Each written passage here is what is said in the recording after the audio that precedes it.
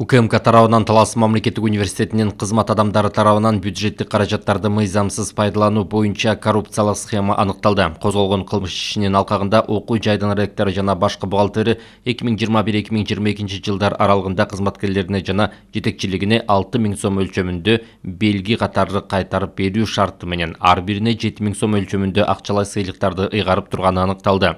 Мындан тышкары аталган адамдар жеке ишкерлер менен жең учунан сүйлөшүп алып университеттин окуу корпусун оңдоо үчүн курулуш материалдарын сатып алууга тендер өткөрүп, андан кийин акча каражаттарынын бир бөлүгүн өздөрүнө чегерип алышкан.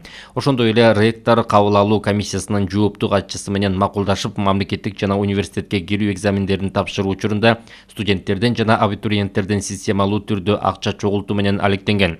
Ыкчам иликтөө иш-чараларынын алкагында жогорудагы адамдардын иштеген жана жашаган жери боюнча издөө иш-чаралары жүргүзүлүп, кылмыш процессуалдык кодексинин 98-беренесине ылайык университеттин ректору Талас облустук ички иштер башкармалыгынын убактылуу кармоочу жайына киргизилди. Азыркы учурда жогорудагы мыйзамсыз фактылар боюнча бардык жагдайларды иликтөө жана келтирилген зыяндын көлөмүн аныктоо боюнча ыкчам тергөө иш-чаралары жүргүзүлүүдө.